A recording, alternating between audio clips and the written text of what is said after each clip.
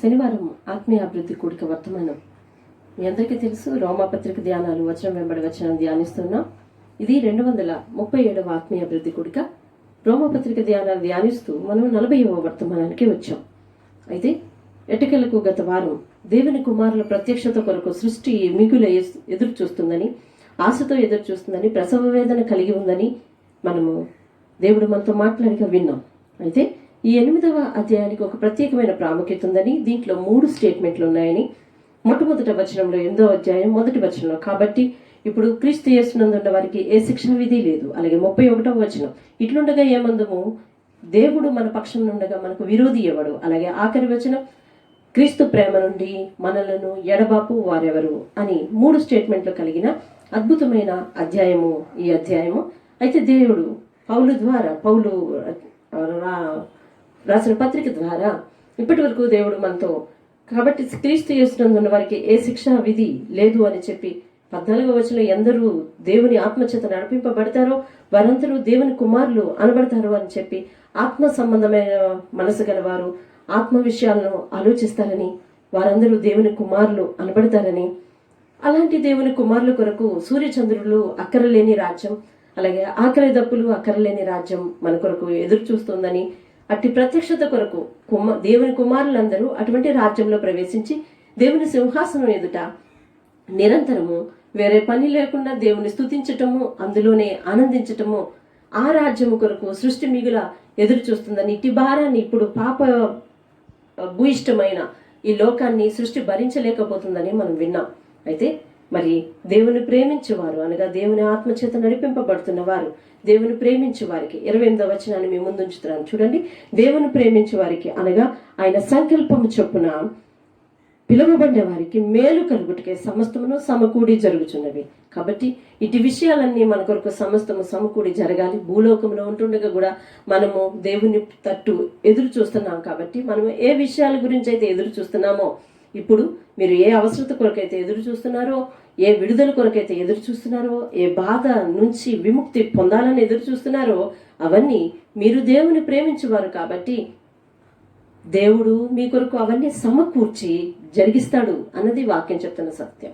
అట్లనే మనల్ని కృంగదీయటానికి వచ్చిన సమస్యలు మనల్ని బలహీనులను చేసి, మనల్ని శక్తి లేని వారిగా, శక్తిహీనులుగా చేసి, తద్వారా దేవునిలో ఆత్మను విశ్వాసములో మనము కోల్పోయేవారిగా చేసి, అనేక విధాలుగా మన పతన స్థాయికి కారణము అవుతున్న సమస్యలు ఏవైతే ఉన్నాయో అవన్నీ మనకు శత్రువుల వంటివి అని గత కాలంలో దేవుడు మనతో మాట్లాడుతూ వచ్చాడు. అయితే 31వ వచనంలో ఈ అధ్యాయంలో 2వ స్టేట్మెంట్ ఆయన ఇట్లుండగా ఏమందుము, దేవుడే మన పక్షమున ఉండగా. నేను ఆ వాక్యాన్ని మీ ముందు ఉంచుతున్నాను. ఈ వారం వర్తమాన భాగము 31వ వచనం నుంచి 34 వచనాల వరకు. ఇట్లుండగా ఏమందుము, దేవుడు మన పక్షమున ఉండగా మనకు విరోధి ఎవడు. తన సొంత కుమారుని అనుగ్రహించుటకు వెనుక తీయక మన అందరి కొరకు ఆయనను అప్పగించినవాడు. ఆయనతో పాటు సమస్తమును మనకెందుకు అనుగ్రహింపడు. దేవుని చేత ఏర్పరచబడిన వారి మీద నేరము మోపువాడెవడు. నీతిమంతులుగా తీర్చువాడు దేవుడే. శిక్ష విధించువాడెవడు, చనిపోయిన క్రీస్తు యేసు. అంతేకాదు మృతుల్లో నుండి లేచినవాడును, దేవుని కుడిపార్శ్వమున ఉన్నవాడును, మన కొరకు విజ్ఞాపనము కూడా చేయువాడు ఆయనే. ఎవరైనా క్రీస్తు యేసు. దేవుని స్తోత్రం కలుగుగాక. క్రీస్తు యేసునందు ఉన్న వారికి శిక్షా విధి లేదు.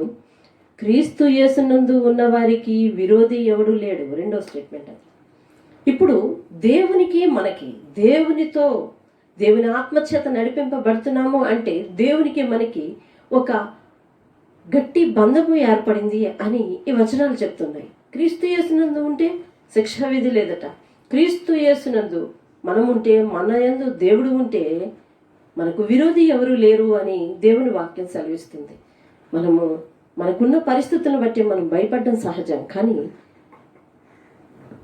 మనము దేవుడి పక్షాన ఉంటే, దేవుడు మన పక్షాన ఉంటే మనకు విరోధి అనేవారు ఎవరు లేరు. మనల్ని జయించేవారు, మన మీద జయం పొందేవారు ఎవరు లేరు అన్న విషయాన్ని మనము రూఢిగా నమ్మాలి. ఎందుకు నమ్మాలి? దేన్ని చూసి నమ్మాలి?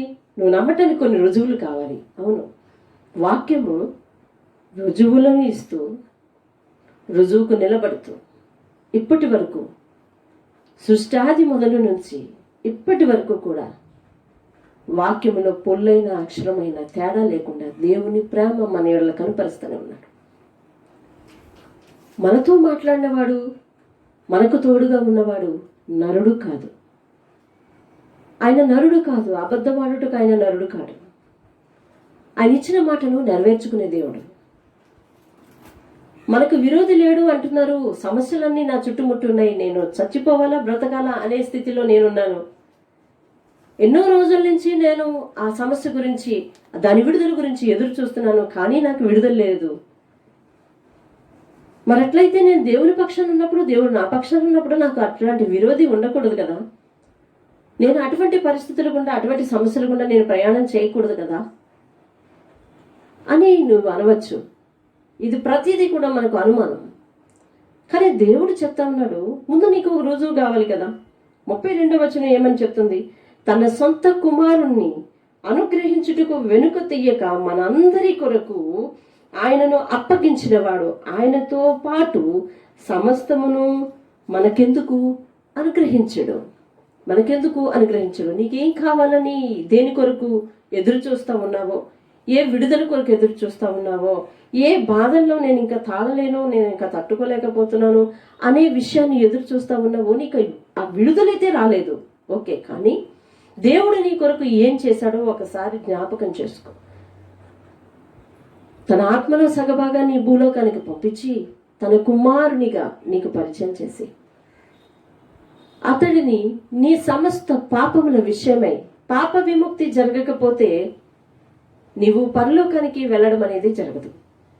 పాప విముక్తి జరగాలి. పాప విముక్తి జరగకపోతే నువ్వు దేవునితో నివాసం చేయాలన్నది జరగదు. విషయాన్ని ఆలకించు. పాప విముక్తి జరగాలి. ఆ పాపం ఎలాగ విముక్తి జరగాలి? రక్త ప్రోక్షణం, పాప వినాశనం. పరిశుద్ధులైన దేవుడు నీ కొరకు నా కొరకు ఈ భూలోకానికి వచ్చి రక్తాన్ని చిందించి సిలువలో తన ప్రాణాన్ని పెట్టి నీ కొరకు నా కొరకు నిరపరాధ రక్తాన్ని చిందించి మరణించి అతడు దేవుడు అనుటకు మృత్యువును జయించి తిరిగి లేచి నీ కొరకు నా కొరకు పరలోకంలో ఒక స్థానాన్ని ఉంచాడు అన్న విషయం నీకు తెలుసు. క్రీస్తు దేనికోసం చనిపోయాడు? అపరాధములు చేసి, పాపములు చేసి, పాపభూయిష్టమైన లోకంలో పాపులతో సహవాసం చేసి శిక్షకు లోనయ్యాడా? కాదు. అతడి పరిశుద్ధుడు అయ్యుండి నిరపరాధ రక్తాన్ని నీ కొరకు నా కొరకు చిందించాడు. యెషయా గ్రంథంలో చెప్పబడింది కదా, అతడు పొందిన దెబ్బల చేత మనకు స్వస్థత అనుగ్రహించబడింది. నీ కొరకు నా కొరకు పరిశుద్ధమైన రక్తాన్ని ఒలికించటానికి, నీ పాపములు నా పాపములు పోవాలి అంటే ఆ రక్త ప్రోక్షణము జరగాలి. కాబట్టి దేవుడే తానే స్వయంగా శరీరధారి అయి ఈ లోకమునకు వచ్చును. ఆ లోకమునకు వచ్చిన ఆ యొక్క రూపమే దేవుడు కుమారుడు అని మనకు పరిచయం చేస్తున్నాడు. తన సొంత కుమారుడు, ఆత్మయ్యున్న దేవుడు శరీరధారి అయి ఈ లోకానికి వచ్చే తన కుమారునిగా మనకు పరిచయమై తన కుమారుని ఇవ్వటానికి, నీవు తప్పు చేసావు, మనము పాప భూయిష్టమైన లోకంలో జీవిస్తున్నాం, పాపులం. ఏం తప్పు చేశాము? ఏ విధమైన తప్పు చేశాము అనగా, సృష్టికర్తను మరచి ఇంతకాలము జీవిస్తూనే ఉన్నాము. ఇది ఒక తప్పు. సువార్తను అంగీకరించక ఎన్నోసార్లు తిరస్కరించాము. ఇదొక తప్పు. దేవుని వర్తమానం తెలిసి సువార్త విని దేవుని బిడ్డలుగా తీర్చబడి ఇంకనూ లోకాసల వైపు ఉన్నాము. ఇది ఒక తప్పు. దేవుని ఆజ్ఞను అతిక్రమిస్తూ ఏదైతే నడుస్తున్నావో అదంతా పాపం కిందకి వస్తుంది కదా. ఇవన్నీ నీకు తెలుసు.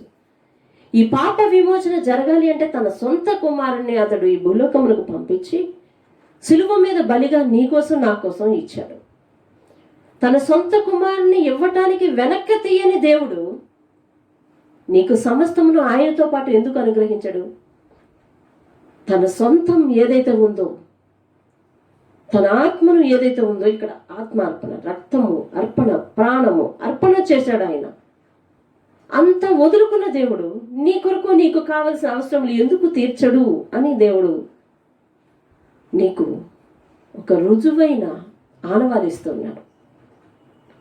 క్రీస్తు ఈ లోకమునకు నశించిన దాన్ని వెతికి రక్షించుటకు వచ్చినమాట, నమ్మదగినది, పూర్ణాంగీకారమునకు యోగ్యమైనది అని కొరింథీయులకు రాసిన పత్రిక చెప్తుంది కదా.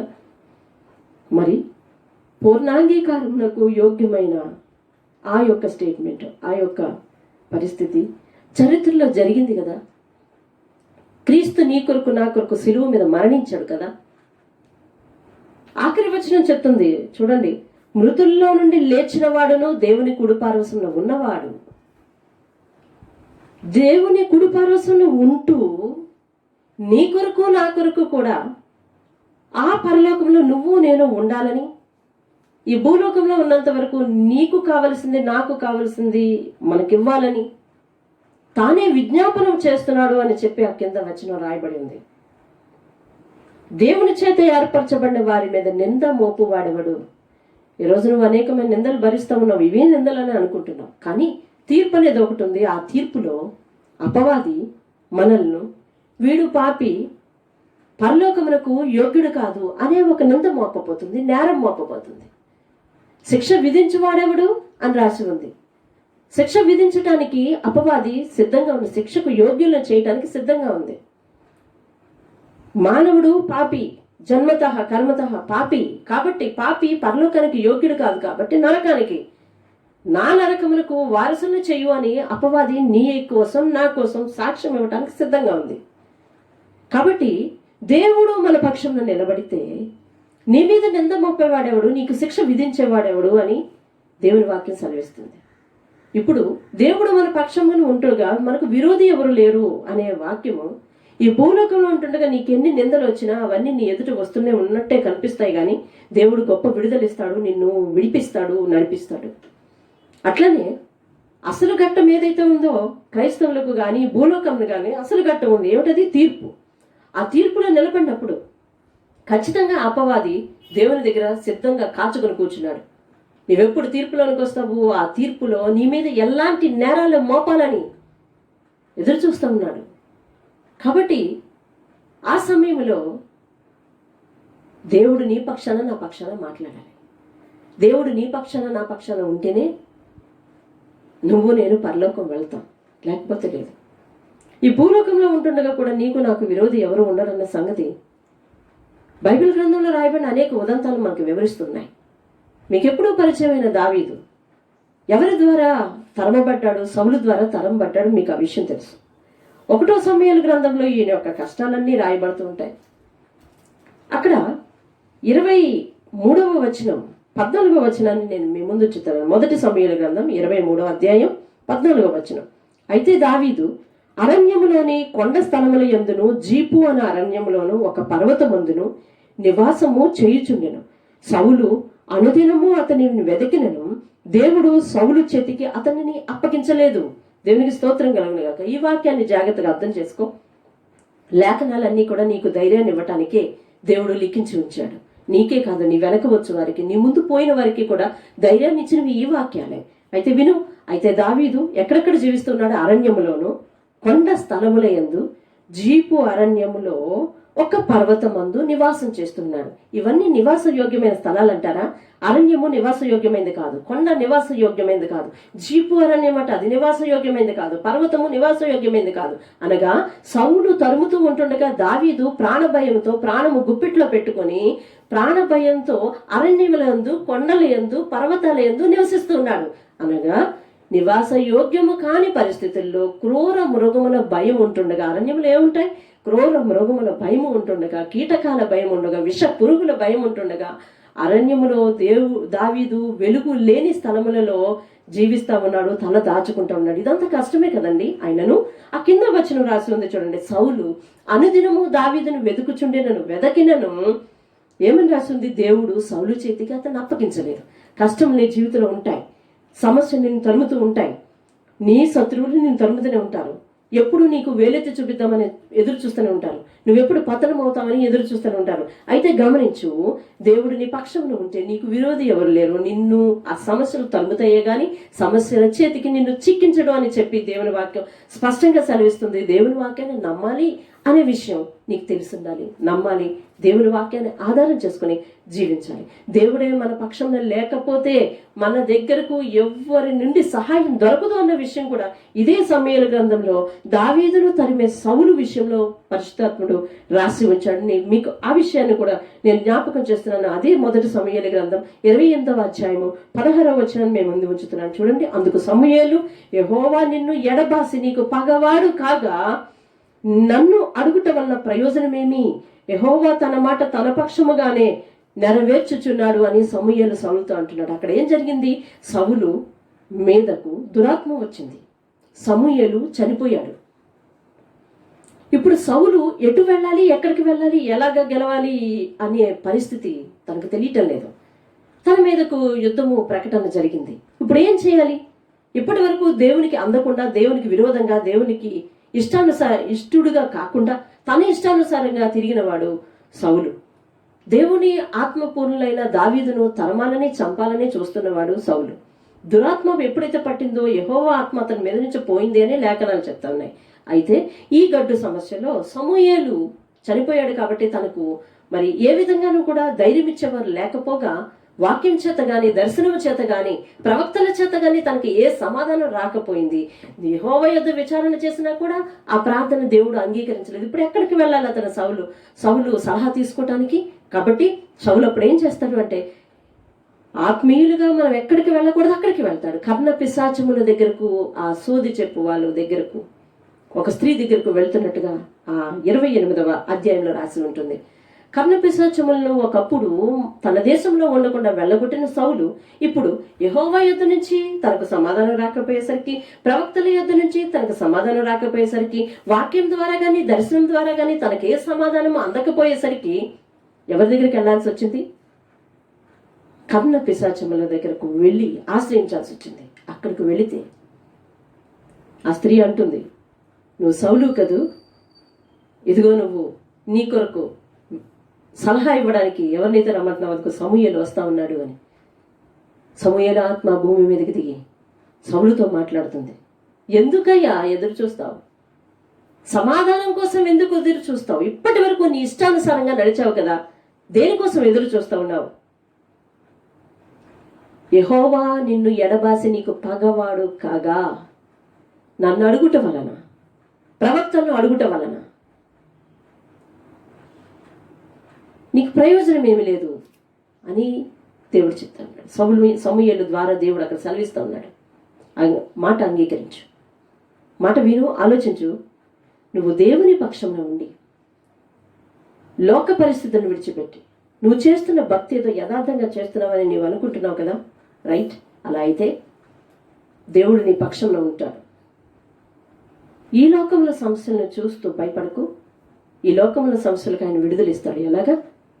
సౌలు అనుదినము వెతుకుతున్నా, సమస్యలు అనుదినము నిన్ను తరుముతున్నా. దేవుడు సౌలు చేతికి దావీదును ఎలాగ అప్పగించలేదో దేవుడు సమస్యల చేతికి నిన్ను అలాగూ అప్పగించడు, రైట్. దేవుని పక్షంలో ఉండకుండా నీ ఇష్టానుసారంగా తిరుగుతూ దేవుని మీద ఆధారపడని దౌర్భాగ్య జీవితం ఒకవేళ నీకు ఉన్నట్లయితే, నీ బలం ఉన్న వరకు, నీకు ఆస్తి ఉన్నంత వరకు, నీ దగ్గర డబ్బు ఉన్నంత వరకు నా పరుగు కాసుకోమని చెప్పి దేవునికి సవాలు విసిరి దేవుని నుంచి దూరంగా పరిగెడుతున్నావు అనుకో, దేవుడు కాదు ముందు, నా జీవితంలో చాలా ఉన్నాయి ముందు, నా జీవనోపాధి ముందు, నా కష్టార్జితం ముందు, నా సరదాలు ముందు, నా కార్యముల ముందు అని చెప్పి దేవుని వెనక్కి పెట్టి జీవిస్తున్నావు అనుకో, దేవుని ఆత్మ నీతో కూడా ఉండదు. అప్పుడు దేవుడు నిన్ను ఎడబాస్తే నీకు ఎవ్వరి వల్ల కూడా ప్రయోజనం ఉండదు. కానీ రోమాపత్రిక ఏమని చెప్తుంది? దేవుడు నీ పక్షాన ఉంటే, అనగా దేవుని మాట నువ్వు ఉంటే, నీవు వింటే దేవుడు నీ పక్షాన ఉంటాడు. కాబట్టి ఆ దేవుడు నీ పక్షాన ఉంటే నీకు విరోధి ఎవరు లేరు అనే విషయాన్ని రోమాపత్రిక స్పష్టంగా చెప్తుంది. నీకు విరోధి, ఈ లోకంలో సమస్యలు నీకు విరోధులే, ఈ లోకంలో రోగం నీకు విరోధమే, ఈ లోకంలో క్రీస్తుని అంగీకరించకుండా నిన్ను వేధిస్తున్న వారు విరోధులే కావచ్చు. కానీ దేవుడే నీ పక్షంలో ఉంటుండగా నీకు విరోధి ఎవరు లేరన్న విషయము ఈ భూలోకంలో నువ్వు రూఢిగా నమ్మాలి. అట్లనే మన ప్రాణము విడిచి మనము తీర్పులోనికి వెళ్తున్నప్పుడు అక్కడ కూడా మన పక్షంలో నేరం మోపడానికి అపవాదికి ఏమాత్రము కూడా అధికారం లేదన్న సంగతి కూడా నువ్వు ఇక్కడే నమ్మాలి.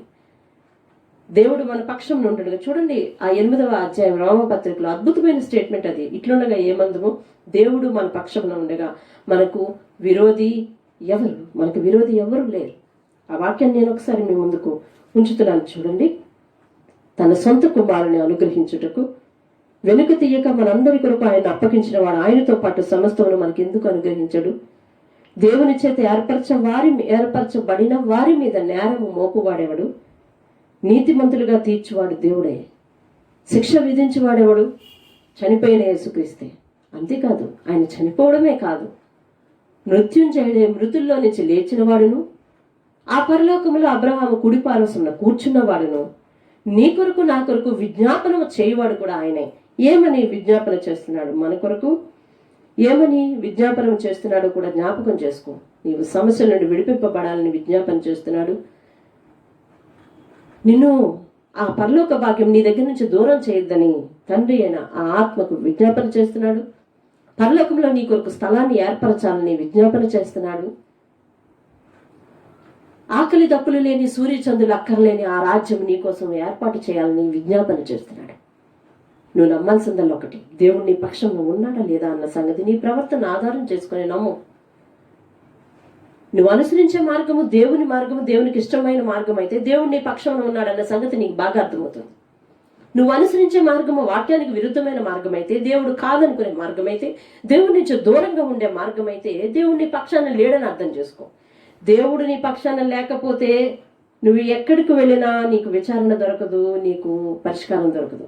దేవుడు నీ పక్షాన ఉంటే నీ మీదకు ఎంతమంది వచ్చి పడినా నిన్నేమి చేయలేరు అన్న విషయాన్ని నమ్ము. రైట్? దేవుడు నీ పక్షాన ఉన్నాడా లేడా? సమాధానం చెప్పు. దేవుడు నీ పక్షాన ఉంటే ఆయన చెప్తున్నాడు. యెషయా గ్రంథం 41వ అధ్యాయంలో 9వ వచనం నుంచి మీరు చదువుకోండి. నేనే దేవుడును, నేను నీకు సహాయం చేస్తాను, భయపడకు, దిగులు పడకు, నేను నిన్ను ఆదుకుంటాను, నీతి అన్న దక్షిణ హస్తంతో నేను నిన్ను ఆదుకుంటాను.